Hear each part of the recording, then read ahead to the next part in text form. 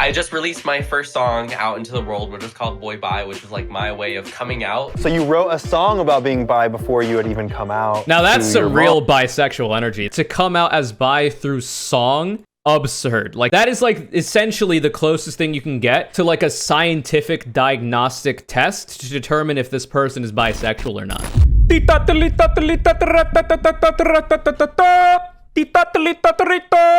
Sorry. All right, I think we'll watch.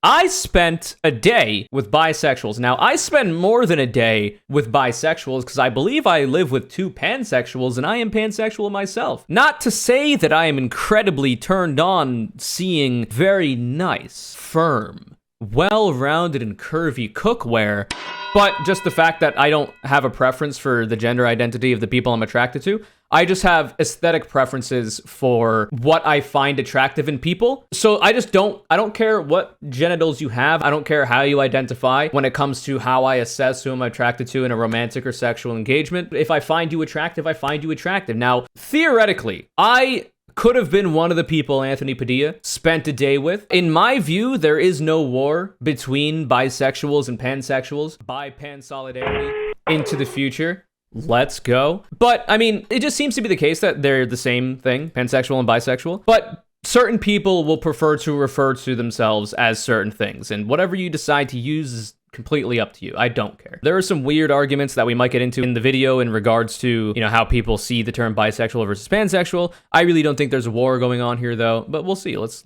check it out.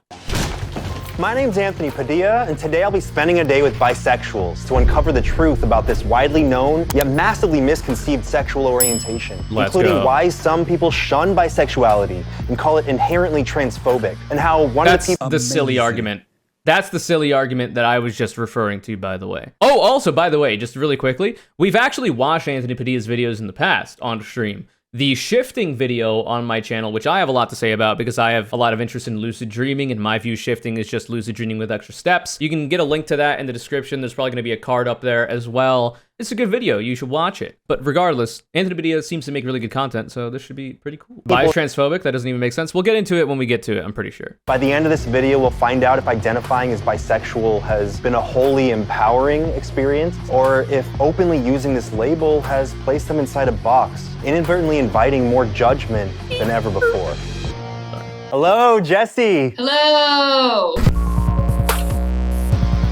Roxy. Hi, nice to meet you. Got some real bisexuals up in here. Mad. Hi.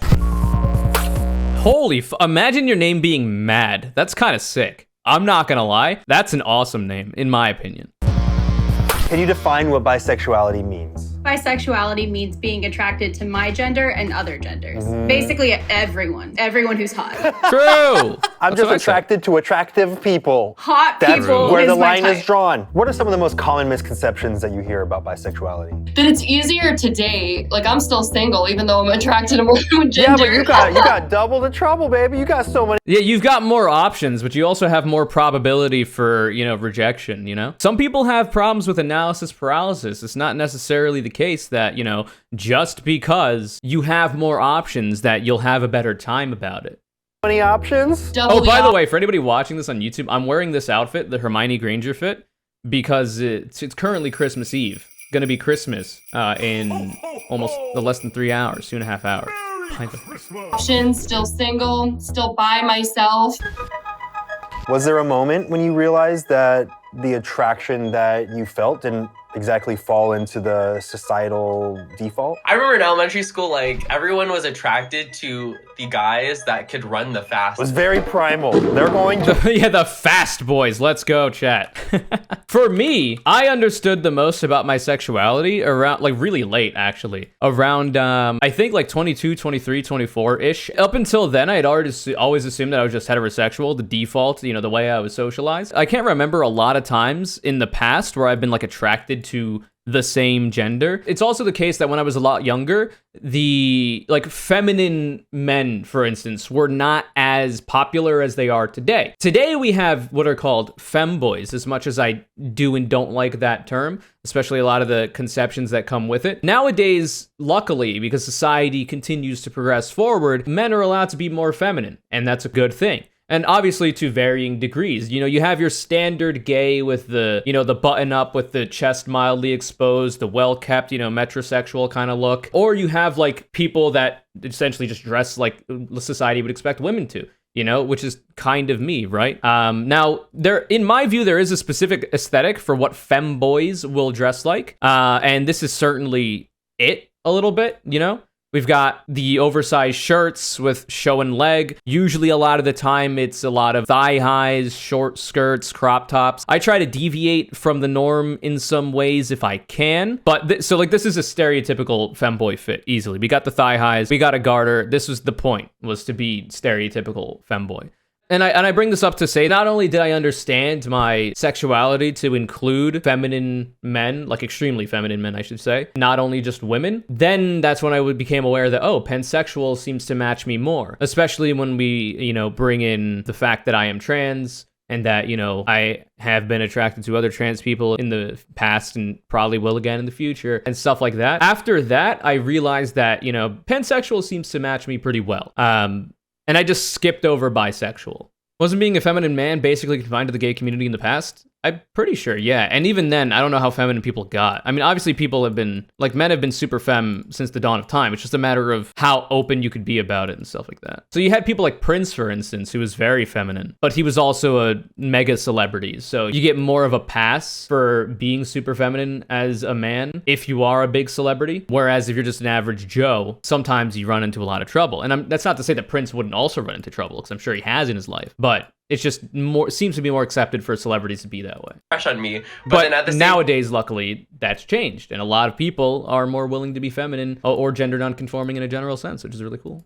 Time, any guys that would run faster than me, I'd be like, wait, I kind of attracted them too. So like, my first kiss was with a girl, and I was like, oh, this is great. Probably about 8 or 9 years old, and my mom used to play a game with me where we'd go through the catalogs you'd get in the mail, and we'd circle our favorite outfit on every single page. She was like, why do you like the women in bathing suits so much? And I was like, I don't know, they just make me feel funny. I didn't know what that meant. Did you find yourself trying to suppress that one side of your attraction? I was Christian, and obviously it wasn't only my hometown and my ethnicity telling me that being gay was bad, it was also the church. So I very much went home and tried to pray away the gay nearly every night. In elementary school, can relate. I didn't grow up super, you know, religious, but there were a lot of religious people around me, and I grew up in a very conservative area in New Jersey. So as a result, there was also a lot of pressure on me before I was even aware of what my sexuality was. I've been gay for longer, or pansexual for longer than I can remember. I just didn't know how to put words to it, and I didn't really think about it too much. I just kind of stayed the course of just being interested in women, because I still am, right? Like, I still find women attractive. I find femininity to be attractive. That's the main thing I find attractive. So feminine men or feminine women. As long as you're sufficiently feminine, I'm more than likely attracted to you should I find other elements of you attractive. Regardless, so because I've been wearing my hair longer, because I've been more of a feminine person even before I kind of went all in on it, to an extent, I guess. I was always like seeing a lot of like mild discrimination. Like there would always be people in my family asking me, oh, when are you gonna get a haircut? When are you gonna get a haircut? I remember I was very, you know, obsessive about my hair and it looking good, even though it literally never did, because I didn't know how to style it. It was never cut very well. I didn't know how to care for it, etc., etc. But I used to carry a comb around with me in school, in middle school. And I would comb my hair sometimes in class to make it look the way I wanted or whatever. And I remember there was this one time this kid said, stop combing your hair, or something like that, which was really odd. And, you know, I don't know what would be the motivating factor for saying that, but I imagine part of it was the fact that it seems to be a more feminine thing to do, because I wasn't bothering anybody by doing it. I was just sitting at my desk. I felt these pressures societally on me since then, but luckily I'm old enough to where I don't have to care anymore. That's cool, at least. And like I say, I came to the realization about how I like to dress and my sexuality very late in the game. So I didn't have to struggle with like being closeted as a kid, for instance, still living with my parents, you know? Gay was used as an insult like a lot. Anything remotely feminine or anything remotely like not super like hyper masculine was instantly labeled as gay. As soon as I started having these feelings towards like the same sex, I was just like, I started bubbling those down too, because I was just like, obviously that's even more gay. Things we say as like little kids like sticks with us. Yeah. Like in the 2000s, I remember that one commercial with Hillary Duff where she was just like, hey, Don't use gay as an insult. That was a cultural shift. Knock it off. She ended homophobia. She did, yeah. I haven't even heard of it since then. How long did you suppress that side of you? By the time I was in high school, I was convinced I was straight. I had numerous boyfriends. There was always a guy I had a crush on. I very much forced myself to have feelings even when I didn't, because all I wanted to do was not have feelings for a girl.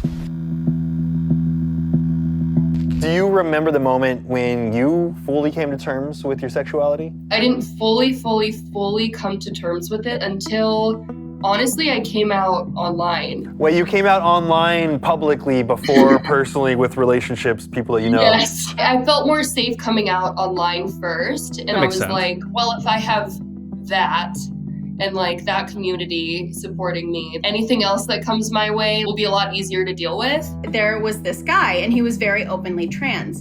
And I was so into this guy. Someone comes up to me and is like, I can tell you're into that guy. And I was like, yeah, that's totally, you know, whatever. Like, he's a guy, I'm a girl, whatever. And they go, well, what about his genitalia? And I was like, oh, I don't care. And then they looked at me a certain way and I was like, wait, I don't care. That's what started the wheels. That's when I was like, wait, maybe I like everyone. The hardest person to come out to was myself. I didn't really feel the need to tell everybody. Absolute Chad energy. What about the genitals?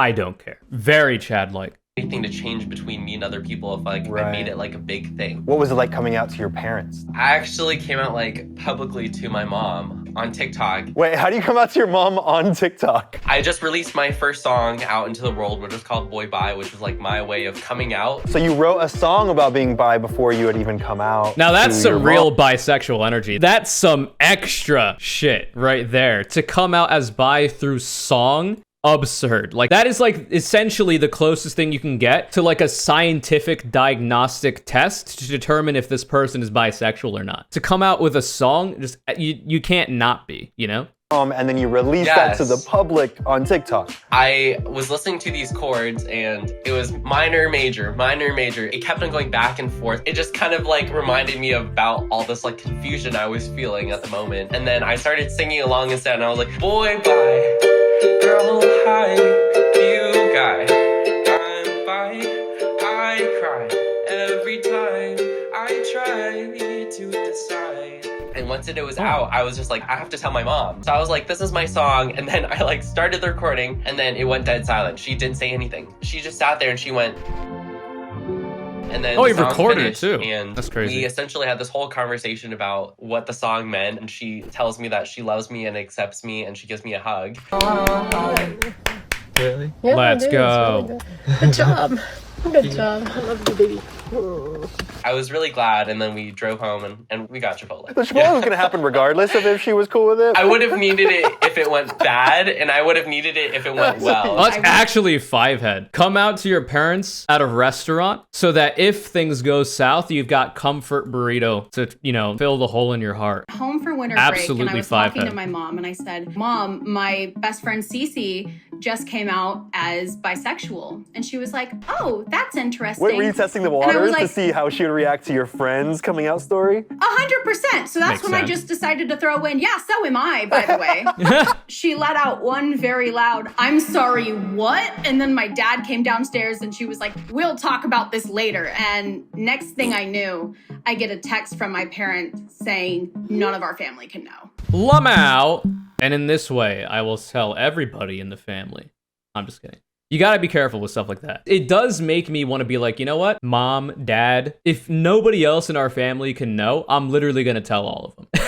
And then we'll see where it goes from there. But obviously, that's some like shower thoughts. That's some playing out fight scenes in your head kind of energy. Because in reality, especially if you still live with your parents, you're gonna have to suffer from the fact that they might not accept you. You might end up facing housing insecurity, as a lot of LGBTQIA plus people do, because of their parents and family not accepting them. And unfortunately, it seems like, and this is unfortunate because society has not yet progressed to the point where this isn't the case, it seems like you need to prioritize your safety when it comes to that conversation. So if you have the idea that your parents might not accept you, and they are the ones that currently pay for your ability to live there, you're gonna have to either A, just not tell them. That might be the safer option, and it sucks and it's unfortunate. Or if you can, have like an exit strategy if things do go bad. Try to make sure that you have a place where you can go if you unfortunately get like kicked out of the house potentially, as can happen. Having that exit strategy, prioritizing your sexuality,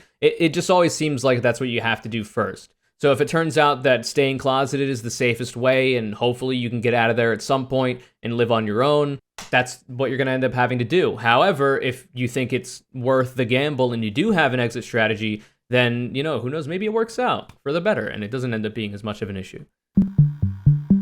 Do you feel like they were coming from a place of trying to protect you? My parents have nothing but love for me. The only reason it was such a negative reaction was they knew how much this could hurt me. The insane impact that coming out as bisexual has had on me. They saw that coming and all they wanted to do was stop it. This makes a lot of sense too. So in my experience and from what I've seen from other people, it seems like a lot of the time it could genuinely be the case that the parents that a person who is queer is coming out to are actually very accepting of their child having that sexuality or gender identity or whatever else. But they might have problems with it, not because of their own conceptions of what it means for their child to be going against the grain in that way, I guess, but rather how their friends and family will feel. So sometimes with the parents, it can be selfish reasons why they want to hide it from the rest of the family. Let's just take this analogy,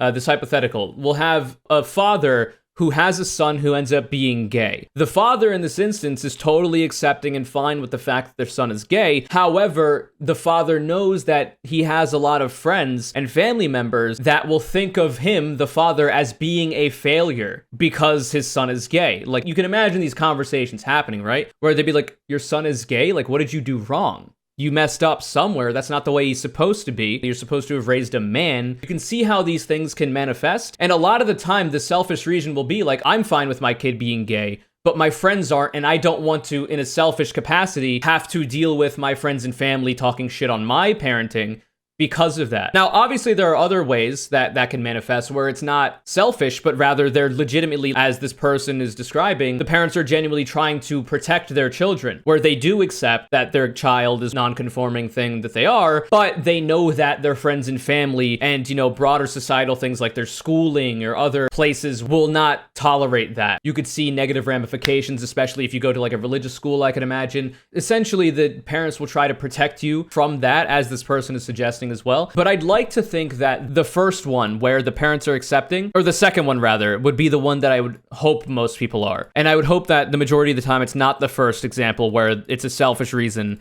and they don't want to, hear shit from their friends and family about it or whatever. But I mean, hopefully, as we proceed through this winding maze we call society, things get better just in a general sense and it becomes easier for everybody.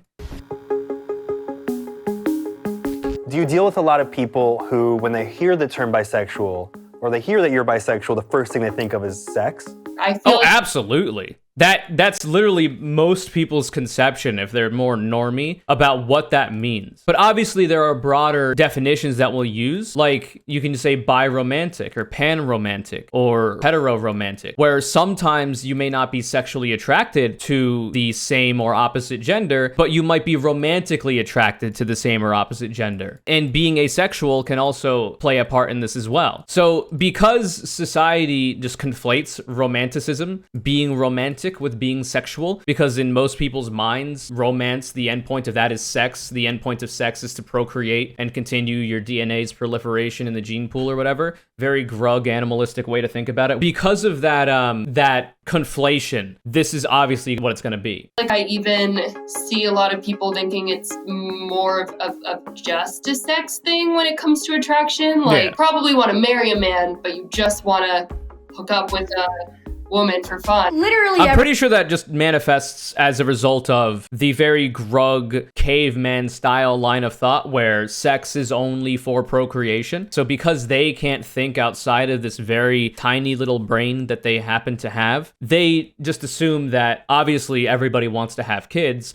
So if you are in a homosexual relationship, you're probably just in that for the sex, but later on you'll end up in a heterosexual engagement where you could end up having children and you'll actually love the person person instead of just wanting the sex because of the prospect of having a child and making a family and all this kind of dumb bullshit. Do you think that bisexuality has been overly sexualized because it has the word sexuality directly in the name? And that's not just bisexuality, though. Of course, that's what we're talking about in this video. It's literally anything in regards to sexual identity and even gender identity. A lot of people will see trans people, which is not a description of a sexuality at all, but rather their gender identity, and immediately think of it in a sexual context. That's actually a really big reason why a lot of people find difficulty understanding trans people in the first place, is the fact that they can't separate gender identity from sexuality or gender from sex in this way. It's very confusing for people who don't have the capacity to learn or don't want to try to like square that circle. And as a result, you run into a lot of weird problems with people understanding it. I really do think that's a part of it. If you're straight, you can say I'm straight. If you're gay, you can say I'm gay. If you're lesbian, you can say I'm a lesbian. But the only word we really have to describe the way that I experience sexuality and romance is bisexual. To be considered What about pansexual? That's my question. Where's that gonna come up? All right, pan gang. Bi-pan solidarity, but pan gang, okay? Because I think we are more based. Sorry, not sorry. Valid bisexual, people feel the need to ask for your sexual history. That is not something that people do. Yeah, let me see your resume, okay? Most other sexualities. You never would ask a straight person, well, have you actually had straight sex yet? How do you know that you're straight if you haven't had straight sex yet? Like, that's creepy. True. Hey, yo, I just got out of the shower, my hair is wet, and I got here real quick to let you know that you don't subscribe to the channel. Apparently, like 40% or whatever it is, I don't care what it is, it's enough that it's a problem, okay? Subscribe to the channel if you enjoy the content, otherwise I'm coming for you. Do you think everyone should publicly identify with the label for things like sexual orientation? If you feel like a label will bring you community and comfort, then do it. But I definitely think that we also don't need them, and sometimes we can get too wrapped up in them. There's always this weird... In my view, it can be useful in regards to engaging with people in the romantic or sexual marketplace, but I don't think it's intrinsically necessary to have a strict identity for your sexual orientation. So for me personally, in my opinion, I don't really care too much about the label I use for my sexuality. I don't need it. I can very easily explain that I'm just attracted to, I'm attracted to. I don't care what genitalia you have, and I can leave it to that. But I can understand why people will have an attachment to it and want to use the label and, you know, own it and, you know, be very proud of it. So I'm not going to try to take that away from anybody. But in my ideal society into the future, if we can actually put the cat back in the bag, if we can pull the rabbit back into the hat, if Pandora's box can be closed, it seems like gender abolition can just be really helpful in society in a lot of ways. People will not feel the pressures that they currently do in trying to conform to a specific binary gender as society kind of forces them to now, which will lead, in my view, to a lot of people not feeling as bad about not matching up to the expectations because the expectations would no longer exist in this hypothetical. But anyway. I really hope we get to the point where we can just exist in our bodies and no one second guesses us the second that we start doing something obscure. Sigma. Have you ever had people in go. or out of the LGBTQ community, like on either side, saying, just pick a side? When I'm dating someone of a certain gender, I am then stereotyped as that person. So right now, a lot of people are like, cool, you're a lesbian. And I'll be like, no, I'm bi. And they're like, why does it matter that you're still bi? In reality, does it matter? I don't know, but it's my experience of life. And I don't want people to erase a part of my identity. Do you experience bi? So what's really interesting about that and the way that this manifests a lot. So for instance, in this case, this person is bisexual. So they reference that when they are in a lesbian relationship, when their partner is a woman, they'll be like, oh, you're a lesbian, so you're not bisexual anymore. And a weird way that this manifests on the other side of that coin is a lot of the times you'll see like discourse on this on Twitter. I feel like it's a pretty online thing. A lot of people, especially in the bisexual scene, will notice that, let's say in this case, a bisexual woman is in a romantic or sexual relationship with a man, and they'll be like, oh my God, you're betraying us. You're practicing bi-erasure by being in a heterosexual engagement right now. And even then, that's really fucking stupid. There's no reason to do that. It doesn't hurt anybody. Just because you're in a heterosexual relationship doesn't make you any less bisexual, because that's literally the definition of the term. Bi or pansexual means that you're attracted to people that you're attracted to regardless of their gender identity. So in that way, just because you're in a heterosexual engagement at that time doesn't make you any less attracted to the opposite or same sex in either way that you're looking at it. It's really dumb, useless, and incredibly terminally online. It's essentially saying that we're either fake, we don't exist, or our experiences aren't valid, especially with people who have only dated people of a certain gender and they haven't had the experience of dating multiple genders. Those people are especially erased. They're like, oh, you don't belong here because right now you're dating someone of the opposite gender. That's the what I most said. hurtful thing that anyone has ever said to me. I've seen some people claim that bisexuality suggests that there are only two genders and therefore inherently is transphobic. I've seen this argument before, and I used to, for a very short period of time, think about this a little bit more in that way. Like, oh, well, pansexual does seem to be a better term because it is all-encompassing. You're attracted to people of the gender identity that you identify with. You are attracted to the opposite. You are attracted to anything in between. And in this way, you're also attracted to trans people of, either part of the spectrum I just suggested. The thing about that is that this is actually incredibly stupid because trans women are women, because trans men are men. And in that way, it doesn't matter. Being bisexual, the common understanding of it, even though the term seems to hint at the fact that there is a binary that people have to stick to, doesn't actually mean that. Because if you are a cis man and you're in an engagement with a trans man, that's still a homosexual engagement because it's the same gender identity that you both identify with. But you could also be that same cis man in an engagement with a trans woman, and in that way, you are a man in an engagement with a woman. It doesn't change. So it's foolish to even bring this up. Pansexual seems to be obviously a term that's always existed, but not as popular, especially in common understanding, as bisexual. And because of that, we just have both of the terms. Bi and pan seem to mean the same thing. Now, with non-binary people, it is a bit different. So for instance, I don't know how common it is that a person who self-identifies as bisexual will find a non-binary person that they are attracted to and then learn that they're non-binary and then be turned off from it and no longer engage with the person. I highly doubt this ever happened. It would be shocking to me if it happened at least more than 3 times in human recorded history. Now, of course, you could say that, oh, well, the term, it does hint at the binary, blah, blah, blah. It doesn't seem to matter too much. I don't know that that is ever manifest as an actual issue. So that's why we just use both terms, bi and pan. How far do you think that is from the truth? You realize the word bilingual has the word bi in it, meaning that a person speaks 2 languages. Right. It doesn't mean that there are only 2 languages. There's a multitude of languages out there. Same thing goes for bisexuality. Like, you're attracted to 2 genders. Yeah, sexuality is such a personal thing that you can't or shouldn't police someone based on who they say that they are or are not attracted to. And it has nothing to do with not accepting them as people if you're not attracted to them. It just means that you're not attracted to them, and that's it, right? That's not true. Everybody I'm not attracted to is definitely not worthy of being accepted by society, because my conceptions of who I find attractive are the primary way that society should be able to understand who is and who is not worthy. This is a joke. You need to stop conflating gender and sex. True, that is a big problem with why people find it difficult to understand these conversations. People also need to stop conflating romanticism with sexual engagements too. Romance and sex are not intrinsically linked. You can be only romantically attracted to certain gender identities or whatever else, but not sexually attracted to them, etc., etc. So the conflation of those 2 terms also leaves out a lot of the nuance and makes these conversations really difficult for people to comprehend too. What do you think about people saying that someone is queerbaiting if they're publicly appearing queer with someone while seemingly being straight otherwise?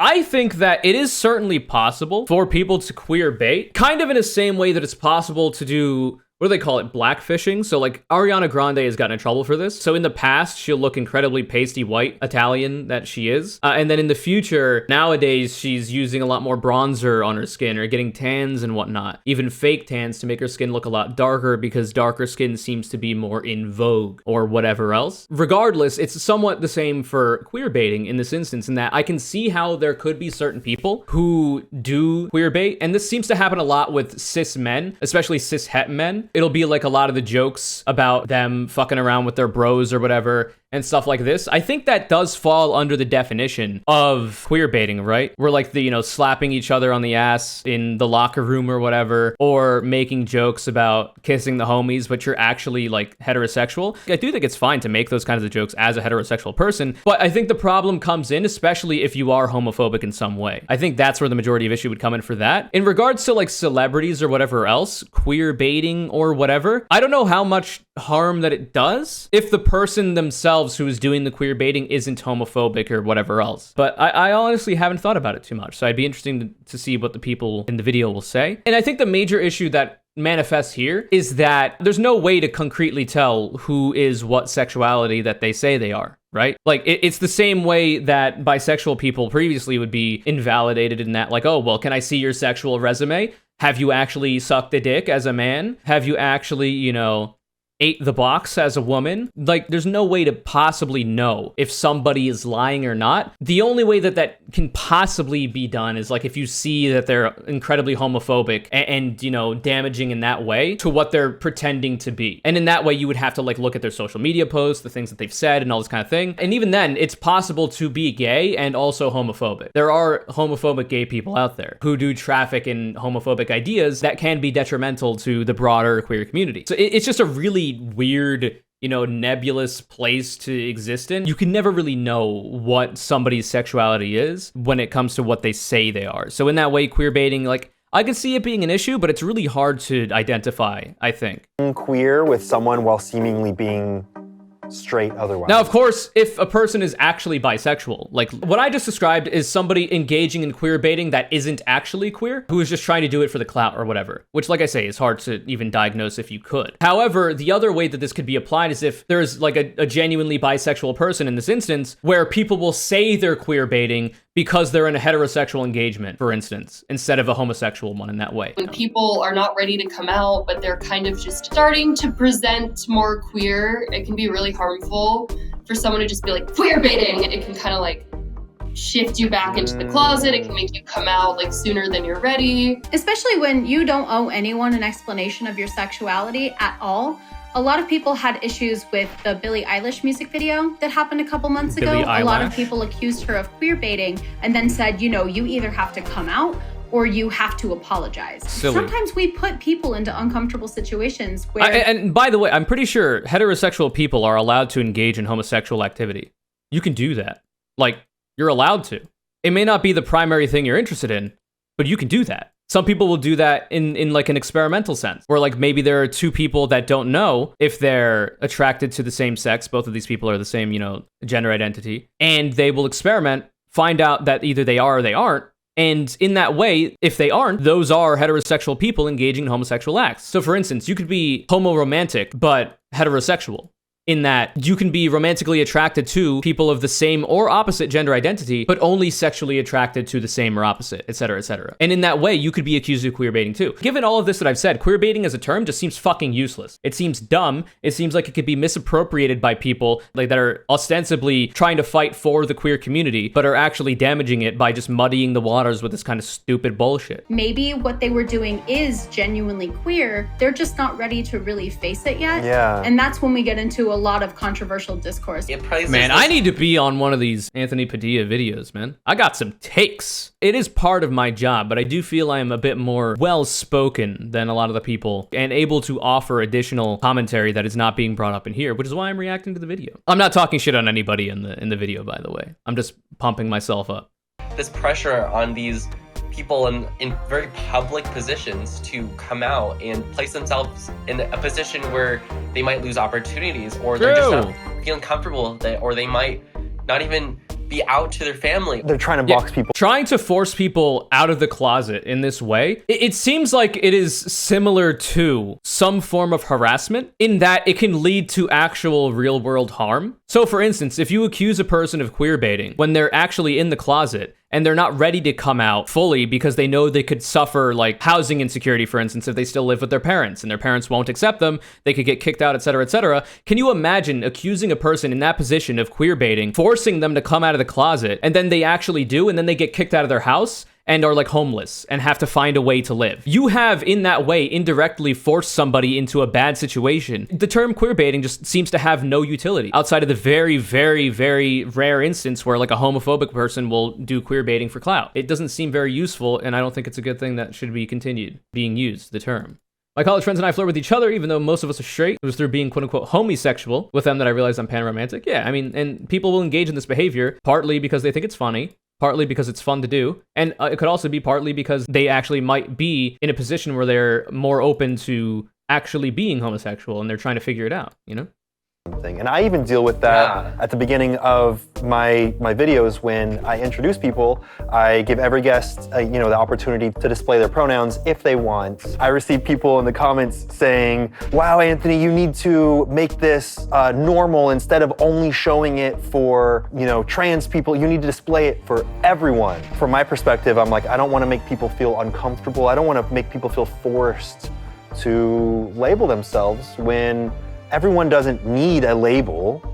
Not everyone has a label that they even want to identify with, and not everyone wants to advertise a label at all for so many different reasons. I would imagine there are some people that like people assuming these things of them too, right? Like, so for instance, a binary trans woman could probably feel really good about somebody assuming. I love what I'm seeing. I love what's going on right now. This is what it's all about. That's what they would feel like, a binary trans woman, if they get the assumption without telling anybody, and somebody uses she, her pronouns. For a lot of people, that's like a very like gender euphoric moment where like I identify with she, her pronouns, and now somebody's actually assuming it to me. I haven't had to say it. But that being said, if somebody does wish to have their pronouns displayed, and you give them that opportunity like Anthony Padilla is describing here, then that's also the thing you should do. So for instance, if you have a show like this, always give the option like, oh, we can display your pronouns on screen if that's something you would like to do. If you don't, then we don't have to. And it seems to be that's what Anthony Padilla does. So I think that's the good way to go about it. Do you ever deal with people who think that because you're bi, that you must be 50% attracted to man and 50% attracted to woman? People can go through phases. Oh my God, Anthony Padilla, do you see this? To man and 50%. Look at this absolute conforming behavior. 50% attracted to man, uses the standard male stick figure. 50% attracted to women, using the standard wearing a dress. Come on, Anthony Padilla. You're talking a big game about how woke you are, and this is the way you don't think men could wear. I'm just kidding. Attracted to Cancel women. him. People can go through phases. Like, it can literally even be month to month. Like, I changed my dating app settings all the time. I have weeks where I'm like, I am into nothing but Cinnamon Toast Crunch. Every dinner. Give me that Cinnamon Toast Crusty. 3 bowls. Valid. That's what he's saying. And that doesn't mean I hate all the other foods that exist I won't out tell there. Lucky Charms. Thank you. I was a little bit worried about him. As soon as I came out, I felt this inherent pressure to like constantly be on this balancing act of, oh, I dated a guy, so now I have to go date a girl. That's not how it works at all. Like, you gotta balance it out. Listen, I'm trying to keep my analytics up, okay? When I list off my body count at the end of the year, I'm trying to keep it very, very balanced. All right, that's the game that I play. I do think, by the way, should it all obviously be in consenting relationships and engagements? I don't know that that's necessarily a bad thing if you wanted to engage with that. Like, oh, I am bisexual. I'm attracted to anybody. For this year, I'm gonna try to see if I can balance it out or whatever. I don't know that that's inherently wrong. I'm sure that can manifest in weird ways, but anyway, I'm just joking around. It's just like I don't want to feel this pressure to WM equally date the same amount of each. Instead of KDA, it's WMN. For women, man, non-binary. Just in order to maintain the label. I also feel this pressure to be in this weird gray area between masculine and feminine, because I feel like those are inherently tied to sexuality for some reason. But they're not. But he said feel like, because that's just society's, like code switch and do all these like gymnastics to like be both at the same time, just because I have this label. I absolutely vibe with that. So I am pretty ambiguous in my gender. People say androgynous a lot of the time. Now, of course, over the years, I've gotten more and more, into the feminine box. My hair is longer now. I typically am dressing very femininely, as we described earlier in the video, with a bunch of my fit posts. However, there are times, like today, for instance, where I'm kind of trying to do both and I'm fine with it. Like, I like how I look in a button-up and a tie. I think it looks good. And the reason why that's a little bit weird is because the societal expectation for men is that men wear suits and women don't, you know, or whatever else. Or feminine people don't wear suits. But because it is seen as like a masculine thing, I haven't worn something as masculine as this. So like, say my hair wasn't as long as it is and I'm not wearing this in my hair. This is a pretty masculine fit. It's still fairly feminine because I'm wearing like a black cardigan, I guess. But there is like a weird quantum superposition that I exist within when it comes to everything related to my identity. It's very interesting to engage with. What is your favorite part about identifying as bisexual? The way that I experience romance and sexuality has given me so many experiences that I wouldn't have otherwise. Understood what it's like to love a man. I've understood what it's like to love a woman. I've understood what it's like to love a non-binary person. There's not a lot of people who get to understand what it's like to experience all these different kinds of attraction. And in that way, we're more based. Sorry, not sorry.